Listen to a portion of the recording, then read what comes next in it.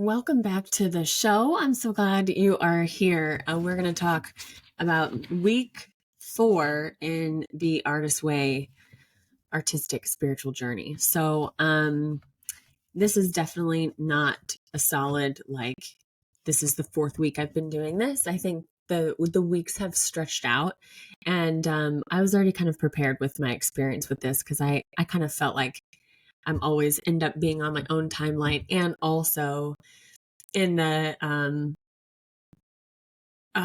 what do you say, I was already giving myself buffer time or grace ahead of this 12-week book program that was like, well, you're probably not going to be doing this on a rigid schedule, and that's okay. So, and that's a huge part of my artistic journey, my voice journey, my entrepreneur creative aspect. All this stuff is that um I think it all boils down to the same thing for me, where it's it doesn't have to be perfection. You don't have to be on a strict schedule. Just because you didn't do everything that you wanted to do this week doesn't mean that you have to quit and restart again, or that you're not good enough. So anyways, week 4 is probably a couple weeks in. So by the time I finish these 12 weeks, it's probably going to be way more than 12 weeks across the time.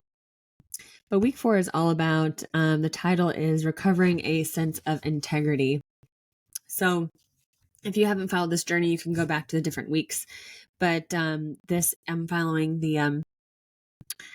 the creative book by Julia Cameron, The Artist Way. So this is what the title is, or what the book looks like. And I have to be honest, between week 3 and week 4, however many weeks it's been in between, I have felt a lot of resistance within my practice and my morning pages.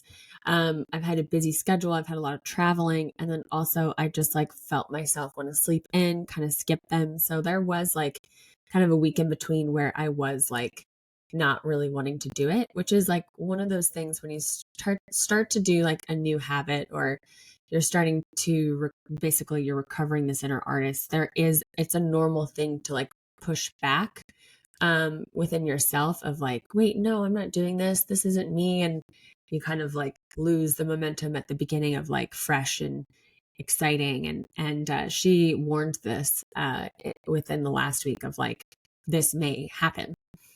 And the point is just to pick back up and continue. And I mean, life in general, you can live that. That's a really good rule of thumb to live by. Just pick back up and start again. That's just kind of how I feel life is. That's just a mantra. So yeah, I saw that within myself. We'll see how maybe week 5 will go, if there will be continuum. But the last couple of days I've gotten back into my practice, reading back into my emotions, and which is funny that that's kind of what this week is about. And there was some emotions that were revealed to me that through my morning pages that I have been avoiding. So she says, and I'll start off with a few quotes and then we'll go on some tangents as we do, that working with morning pages, she says, we begin to sort through the differences between our real feelings, which are often secret, and our official feelings, those on the record for the public display. Official feelings are often indicated by the phrase, I feel okay about that job, or dating someone else, my dad's death, I feel okay. And she asks, what does that actually mean? What does it mean when we say, I feel okay? And it might actually mean something more significant, does it feel accepting, comfortable, detached, numb, tolerant, pleased, satisfied? What does it actually mean? And that okay in our society is a blanket statement or a blanket word for us to just cover up all sorts of feelings. Yeah, so I was reflecting about this even in my life, and how, people ask you, I think it comes from both places. The person asking maybe isn't genuinely interested in how you're doing, or it's more of hey, how's it going? Just kind of a polite thing to do within society of relating to one another, but you don't actually want to get into the deep and thick into it. which is a whole nother thing. But then on the other side, you also respond on a surface level, oh, I'm okay, or the day's okay, or whatever. And so then you, on both sides, you just stay at this very like one dimensional plane of like relating to one another, if it's coworkers or in exchange with somebody else. And I'm not saying that like we always have to like, trauma dump on somebody and be like, this is how I'm actually feeling. But I think just having more of a rawness first within ourselves of how we're doing, and then being more raw with each other of like, actually, this is how I'm doing, or this is how I'm feeling, then I wonder that's how we can start relating to each other differently. But, and so she even says that, okay, so she'll speak to this because if you have gone on the journey with me trying to do morning pages, this might be helpful. But she literally says, I have noticed that many tend to neglect or abandon the pages whenever an unpleasant piece of clarity is about to emerge. If we are, for an example, very, very angry, but not admitting it, then we will be tempted to say, I feel okay about that. The morning pages will not allow us to get away with that evasion, so we tend to avoid them. And I have felt that. Like there was a decision I had to make about somebody I was seeing, and I wasn't really ready to like confront my own feelings about it. And I was avoiding the pages because I think that was part of it. It was part of that feelings of wasn't ready to fully accept within myself of like the step that I had to take. And once I got back to the pages, I was like, oh shit, yeah, this is actually the move that I have to make. So she says, in short, extreme emotions of any kind, the very thing morning pages are superb for processing, are the unusual triggers for avoiding the pages themselves. Over any considerable period of time, the morning pages perform spiritual chiropractic, which I love that phrase. They realign our values. If we are to the left or to the right of our personal truth, the pages will point out the need of the course of adjustment. We will become aware of our drift and correct it, if only to hush the pages up. And I think that it's so true. Like in any practice that we choose to partake, that is going to be reflective of any way within our experience. If it's like meditating or journaling or taking a walk and like reflecting, that in that reflection, you can see like where you're too far one way or the other. And the more that you get off course of your own personal truth or self, I think you have less and less of those time spans that like offer that reflection piece. So I know like if I'm, live fast, die young, if I'm like busy and I'm doing things and I'm always like going places or hanging out with people or trips or work or whatever is your distraction, social media or TV or whatever you're like consuming or distracting yourself with, if you don't have enough personal void time, you lose that sense of like north. You can be going west for a really long time and you're never stopping to actually check and like look at the compass. And then when you finally do, it could be years, months, however time has gone by. And you're like, oh fuck, like I've been so far west and it feels so overwhelming to go back north. And that's kind of like what happens when we're so out of alignment or like out of truth with ourselves, or even so far like not in our truest expression. And yeah, those reflection pieces and these morning pages have been like game changer for me. So simple. Yeah. So okay, let's see what else week 4 chapter has to offer us.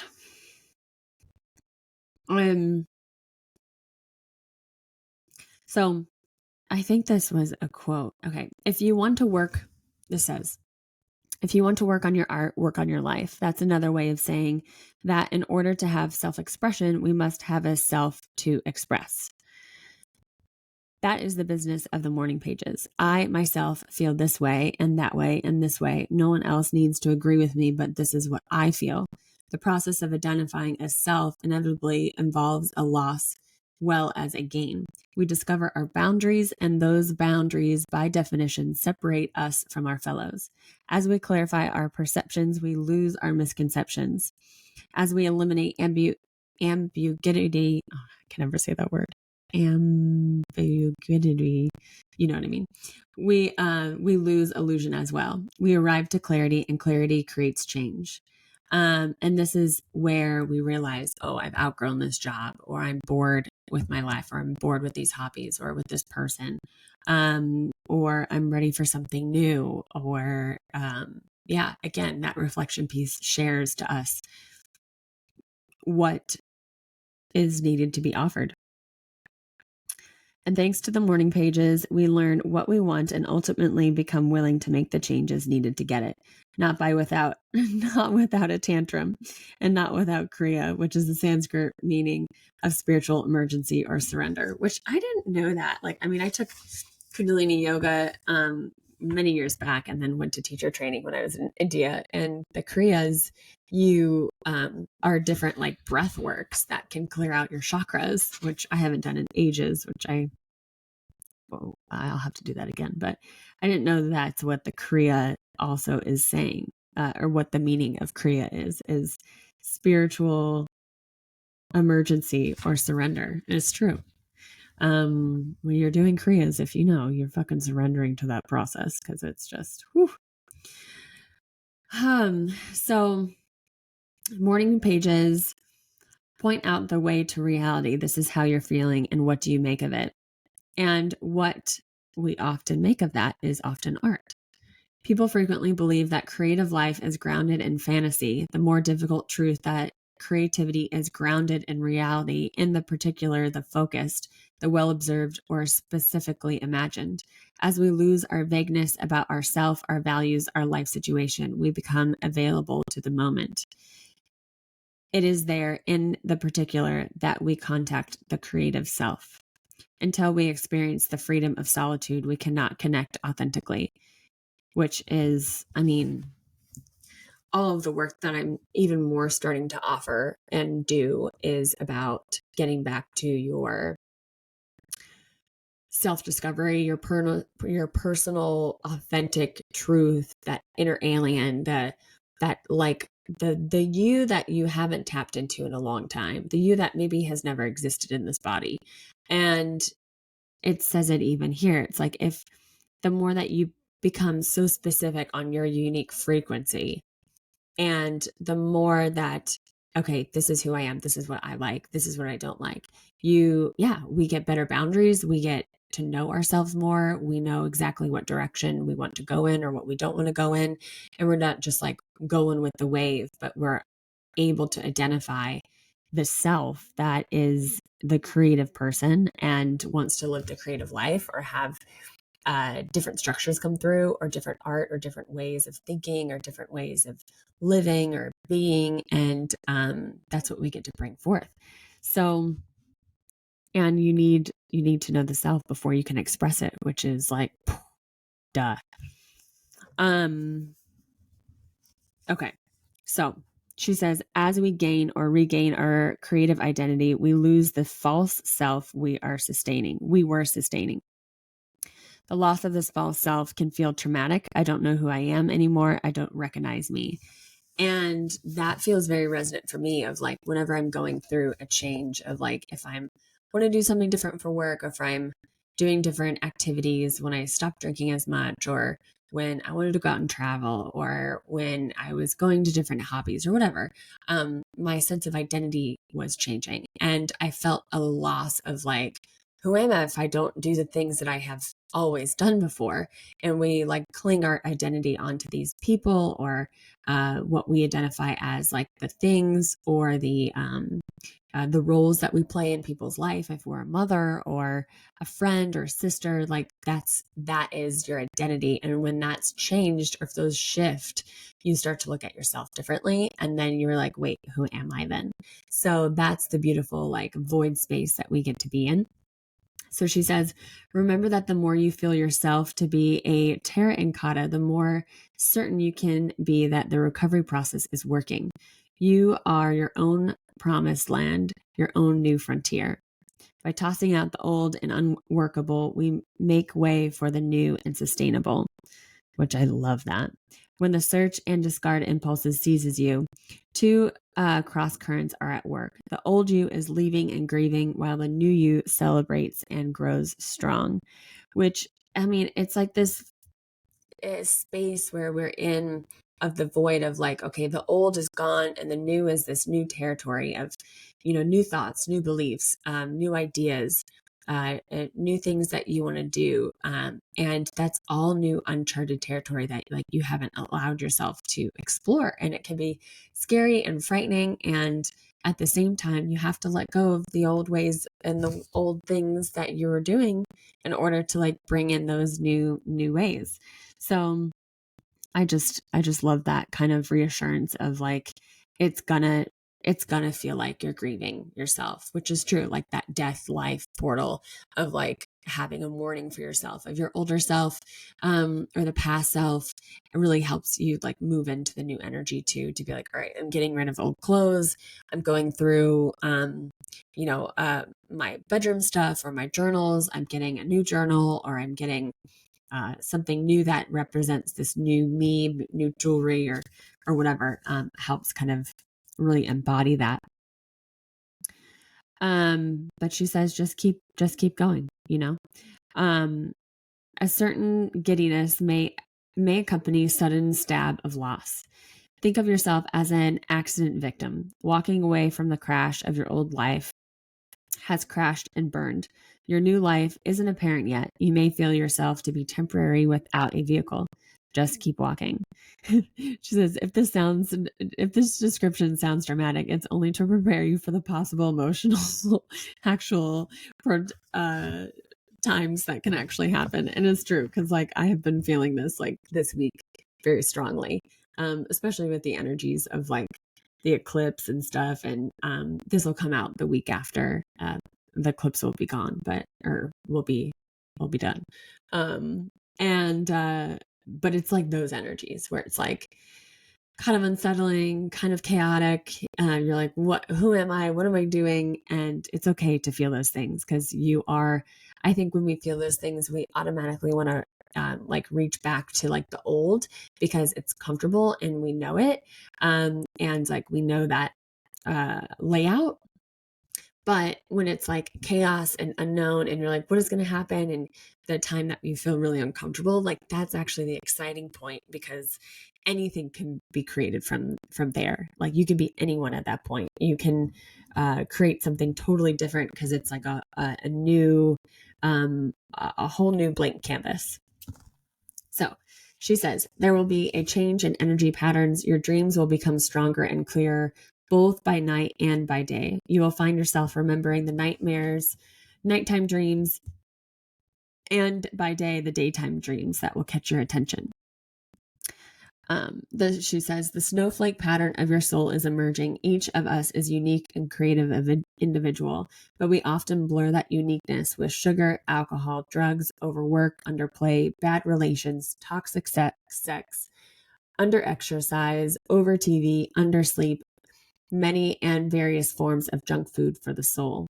The pages help us see these smears on our consciousness. Ooh. So if any of those jump out to you, I know certain things that can I tend to gravitate towards more so than others, or in different phases. Like they can be sneakier. Like the more that you're able to actually recognize, like, oh, I lose myself in this, or I distract myself in this, I think the more that you start to get rid of, at least in my experience right now, the ways that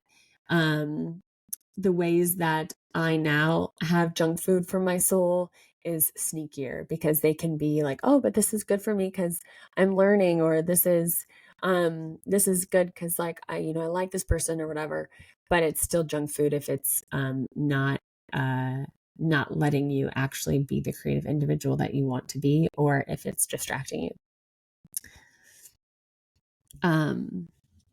So you are no longer stuck, but you cannot tell where you are going. You may feel that this can't keep up. You may long for the time when there are no sense of possibility, when you felt more victimized, when you didn't realize how many small things you could do to improve your own life. It is normal to yearn for some rest when you are moving through so rapidly. What you will learn to do is rest in motion, like lying in a boat. Your morning pages are your boat. They will lead you both forward and give you a place to recuperate from your forward motion. And even when we're doing like rewiring, like neural rewiring, or you're trying to change habits, or if you've already done like personal development work or spiritual work, or you're trying to like not watch so much TV, you're trying to like create a new groove, right?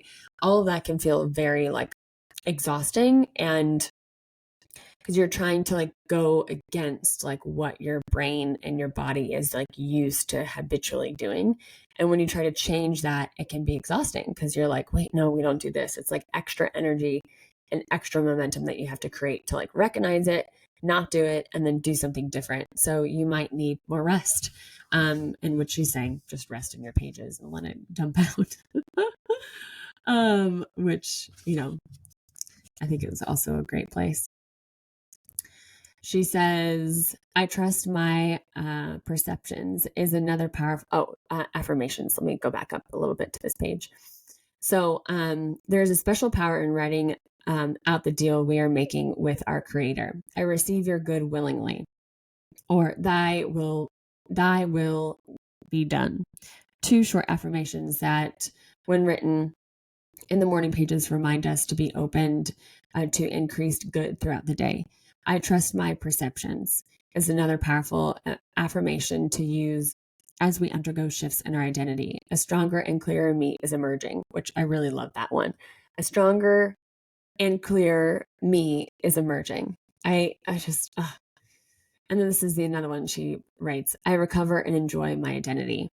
Again, beautiful affirmation. I love those.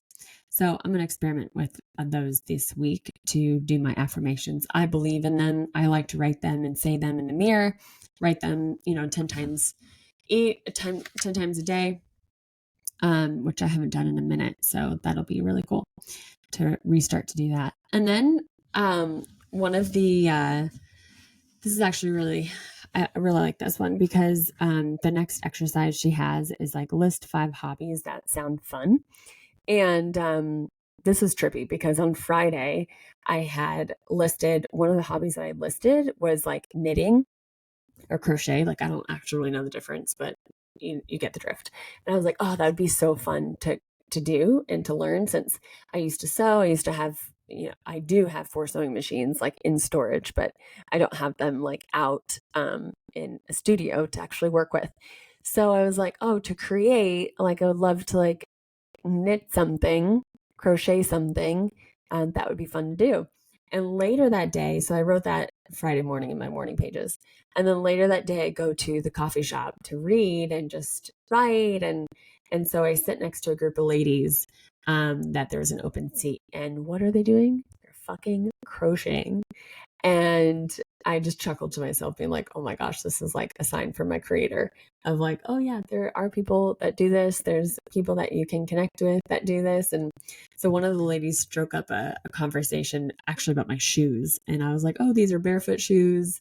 So then I was like going on a tangent on what like about foot health and all this stuff. And so she started talking to me about her meditation practice. And she's like, we meet on Thursdays. You should come hang out. And so it was just, I just LOL'd because it's like, oh, this is a hobby that's reaching out to me to try. Yeah. Okay. So then, this is an interesting activity. I haven't actually done it yet. Maybe I'll do it this coming week. But she talks about an exercise of the reading deprivation. And I would assume that it would also relate to like media, maybe. But she's saying that it's a paradox that by emptying our lives of distractions, we are actually filling the well. Without distractions, we are once again enthrust with the sensory world. Reading deprivation casts us into our inner silence, a space of us being a space of a space some of us begin to immediately fill with new words, long gossipy conversations, television, binging, or the radio as a constant chatty companion. We often cannot hear our own inner voice and the voice of our artist inspiration above the static. In practicing reading deprivation, we need to cast a watchful eye on all these other pollutants. They are poison as well, or they poison the well. If we monitor the inflow and keep it to a minimum, we will be rewarded for our reading deprivation with embarrassing speed. Our reward will be a new outflow. Our own art, our own thoughts and feelings will begin to nudge aside the sludge and the blockages, to loosen and move it upward and outward until once again our well is running freely. So, this is funny. For most blocked creatives, reading is an addiction. We gobble the words of others rather than digest our own thoughts and feelings, rather than cook up something of our own. I mean, if that isn't a call out for me, I don't know what is, because it's true. Like, I mean, I love podcasts. I love reading other people's books. It's like pastime. Those are the biggest things for me. And then I guess it's maybe social media after that, which has like increased weirdly in the last week for me. Not really intentional, but just kind of happened. And so she talks about like depriving yourself of consuming other people's work, and having more quiet time, observing time. You're on the train or you're in your car ride home. Like, do you turn on the radio? Do you turn on a podcast? If you're walking, are you listening to something, or can you just be in empty space? And I am such a culprit for this. Like, I do this all the time. Like, I'm always usually having something on. And even when I do music, this is why I like music without words, is because I needed a break of that stimulus. But even more, she says, like, when we start to subtract things in our life, which makes sense. Like, if we subtract all of the noise and reduce those things, then we can, or when you make the decision, and I had this again recently, where like you make a decision to like not really listening to anybody else's opinions or advice, and you're like, I'm just going to listen to myself, not listening to anybody else. And then you get a more clear messaging from yourself of like, oh, I know this decision, or I know how I feel about this. And you're not like outsourcing that to anybody else. Same thing about your inner creativity and your artist, and your authentic self, your inner alien, all that stuff. Like, when you start to really tune into that voice, that frequency of you, of that self, then the more that we get to hear it, the more we listen, the more we'll hear. So that's where I'm at with week 4. And I'm excited and relieved that I have gotten back into my pages and doing the work. Sometimes it's not a full 3 pages, but I do try to write at least one full page, which is nice because like I use this big notebook that makes it easier, where it's like really big lined pages. So I'll just do like a front and back situation and call it a day. So that's really helpful. But yeah, so hopefully week 4 has taught you something. Also, if you're not in this process on your own, maybe some of these tools and lessons that I have learned will also apply to your life somehow this week. And maybe you'll go on a reading deprivation for a week. And she's really says that if you feel stuck in your life at all, or if you feel stuck in your art, to jumpstart it with the reading deprivation. And so what can you subtract from listening to or watching? What can you take away this week that will allow that space, that reflection space? And what is your junk food for the soul that you can give up for a week? So see what that's about for yourself. And yeah, let yourself get grounded into a creative reality and see what you can dream up. See what you can create up. So if you find this helpful, always appreciate it if you subscribe or give me a review, even a comment, a like, whatever platform you're listening or watching on, and send it to a friend if you're feeling like, yep, they need this message too. I really appreciate you listening and being here and continuing to help grow my show, my channel, and I just want to, say thank you, and I hope you have an amazing rest of your day. And don't forget to stay alien and get weird.